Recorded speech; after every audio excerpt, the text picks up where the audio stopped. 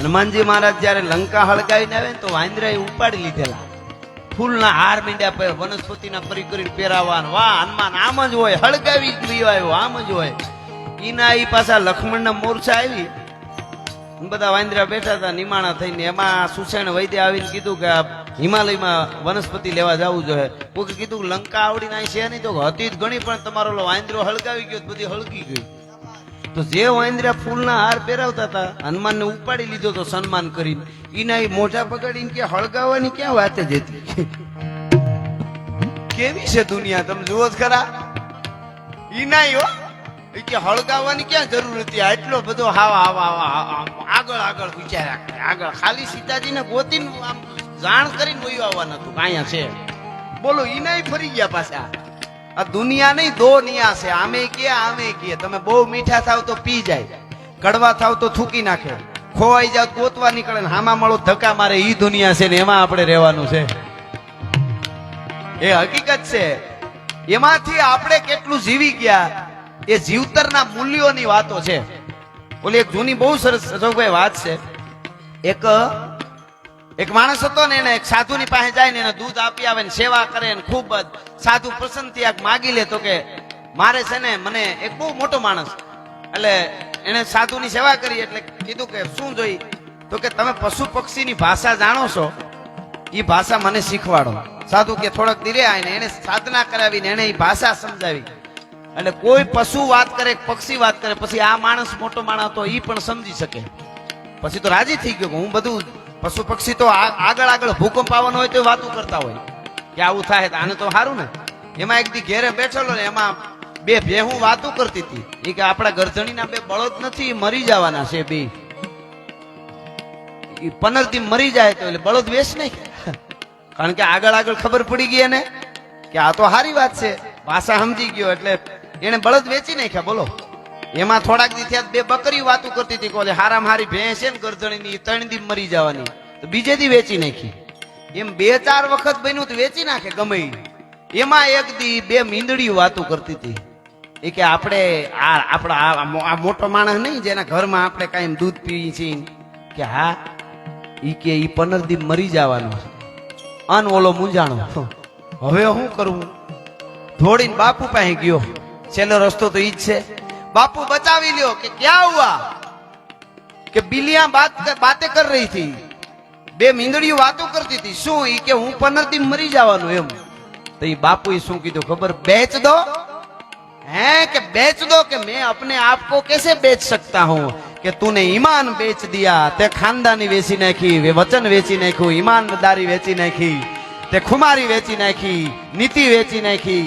હવે આમાં શું બાકી રહ્યું છે ભલા માણસ? એમ એની વાત નથી, પણ જેને જગતના ચોકમાં જીવવું છે એની વાતો જગતના ચોકમાં રહ્યું છે. અને એમાંય સારું લગાડવા કોઈ દી નથી કહેતો. હું તો સાહેબ રમૂજમાં આનંદથી કહેતો હું કિશોરજીભાઈ રાણા સાહેબ કે મારી ગાડીમાં કોઈ દી એવું કાંઈ નીકળે તેથી પોલીસને સીધો મને બંદૂક જ દઈ દેજો, કારણ કે હું બહુ મોટી કરું છું.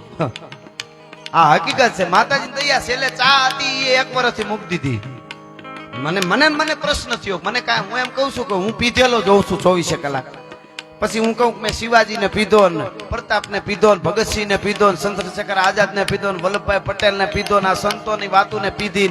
એટલે મારે બીજા નશાની જરૂર નથી. મને વિચાર એવો, ચાય છે તો નશો ને. કાલ કોઈ કહે તમને ચાની જેની તલબ થાય એને નશો કહેવાય. ટેવ કોઈ પણ પ્રકારની હોય ટેવ. પેલા આપણે ટેવ પાડી પછી ટેવ આપણને પાડે. પેલા આપણે ટેવ પાડી પછી ટેવ આપણને પાડે, માથે બેઠી હોય. એ હકીકત ભગત બાપુ કહેતા કે ગાડીના પૈડા માર્ગ કાપે હવને એમ સમજાય, પણ કેળા કોઈ દી કપાણા નથી, ઓલા પૈડા ઉતરી જાય, જીવડો પંડીને ખાય. એટલે હું કાંઈ ઓલા માટે કોઈ મોટી કરવા નહીં, પણ પછી મેં ચાય મૂકી દીધી. અને ઘણા યુવાનો માવા મૂકી દે મારી પાસે આવીને, હું રાજી થાવ કે ભાઈ જે થોડું ઘણું તો આપણાથી એટલું તો થાય છે. કહેવાનો અર્થ જેટલું કરતા હોય એટલું જ બોલવાનું. મોટી કરી નાખવી પછી વાહેથી હાવ પૂરું હોય ઈ તો બધું ખોટું પડે ને. બોલવું કેવું આમ ને બોલવું આમ.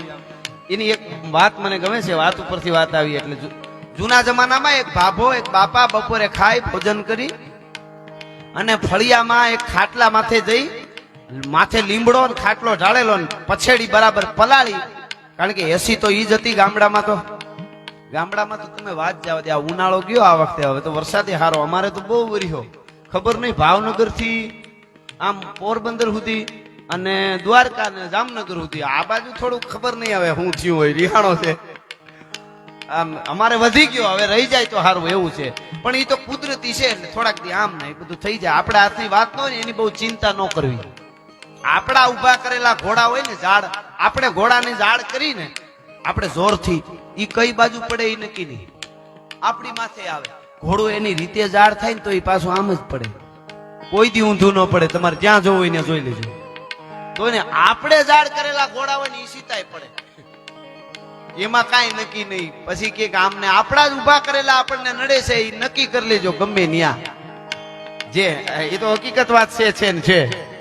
વેલા મોડું આપણે જ, હું ક્યાંક બોલ્યો હું મને આગળ ઉભી આવીને નડે કે તમે જો આમ કેતા હતા, કોઈ પણ વસ્તુ આપણા કરેલા આપણને આમાં આવીને ઉભા રહીએ, બીજા કોઈ ના કરેલા નથી. ગીતાના ન્યાય સીધી જ વાત. પણ મને આ ગમતી વાત, જૂના જમાનામાં ઈ પછેડી ઓઢીને બાબો હુવા જાય તો માથે કાગડો મીંડો રાયડું નાખવા, કાગડો ને કાગડી કા કા, બાબાએ હાકલા કર્યા બે આઠ આઠ, કાગડો ન ઉડ્યો.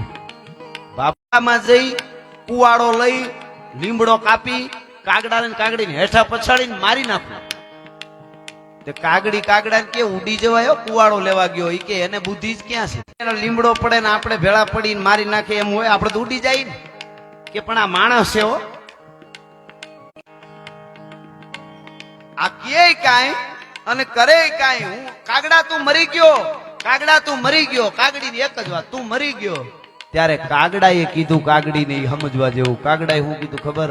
કાગડી હું નથી મર્યો, કે તો મરી ગયો બાણ મારવા વાળો, તીર મારવા વાળો. કા કે સાંભળી લે, હું નથી મર્યો, બચન પલટો સો મુઓ, કાગ મુઓ ને જાન. બોલીને ફરી ગયો એ મરી ગયેલો છે, 100 વર્ષ જીવે તો ખોખું ફરે છે ભલા માણસ, એમાં બીજું કાંઈ છે નહીં. બચન પલટો સો મુઓ, કાગ મુઓ ને જાન, લેન કયો તરવાર કો અને કર ઉઠાયો બાન. જાવા ટાણે કેતો તો તરવાર લઈને મારી નાખું, એને કુવાડો લઈને મારી નાખું, અને હવે તીર સાનું મને મારી દીધું. બોલીને ફરી ગયો ઈ મરી ગયો છે. વચનની જ કિંમત છે, મૂલ્યવાન માણસોની જ કિંમત છે. અમારો એક કવિરાજ ઘોડો વેચવા નીકળ્યો હતો, એક રાજમાં જઈને ઉભો રહ્યો, આના મારે 1000 રૂપિયા લેવા છે. બધા કહેતા હતા 1000 તો દેવા જ નથી, ભલે કવિ ગમે એમ કરે. મહારાજ ને એમ થયું કે હવે લઈ દે. કવિરાજ રાજી, તો આપણે રાજી કે નહીં મહારાજ, આને 800 માં માગો, 900 માં માગો. બાપુ હાટું થતા થતા 999 અટક્યું. કવિરાજ કે 1000 પૂરા. એના રાજાના માણસો હતા એ કે 999, 1000 પૂરા નહીં. હાથ પડી ગઈ તો કે હવે કવિરાજ ને ઉતારે લઈ જાવ જમાડો, હવે હવારે કઈક આગળ વધશે. ઈ કવિરાજ જમીન ઉતારે વહી ગયા. એમાં રાતમાં, આ તો પશુ છે, રાતમાં ઘોડાને કઈક જનાવર અડી ગયું, જે થયું ઘોડો મરી ગયો.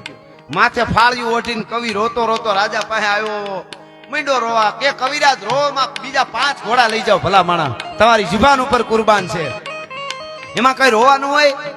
હવે ઘોડામાં આ તો કિંમત કરવી જોઈએ, બાકી કાંઈ. કવિરાજ તમારા માટે બધું, તમે તમારે 5 ઘોડા લઈ જાઓ, રોવાનું બંધ કરો.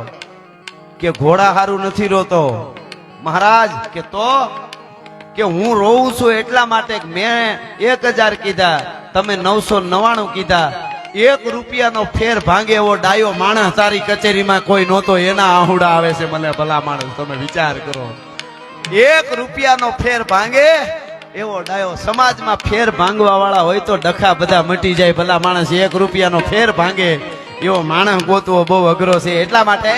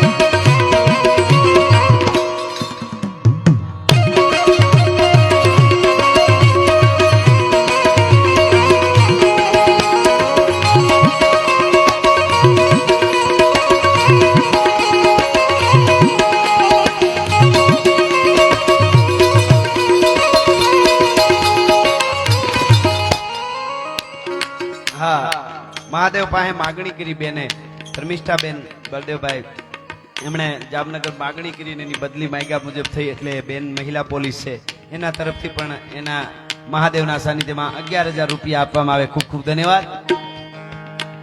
હા એટલે સાહેબની ફરમાઈશ સરસ છે પણ હવે હું ભોળાનાથનું કંઈક એક છંદ બીજો ગાઈ નાખી. સાહેબ આમાં ઘણું વિષય ઉપર એવું હોય, મૂળ મારો સાહિત્યનો વિષય એટલે ગીતો દુહા છંદ હોય, પણ હવે નગરમાં જોગી ભજન છે ને એ મને નહીં ફાવે પાછું, એટલે એના હાટાનો હું શિવના 2 કડી છંદની ગાઈ નાખું પછી આ કડી લઈને. એટલા માટે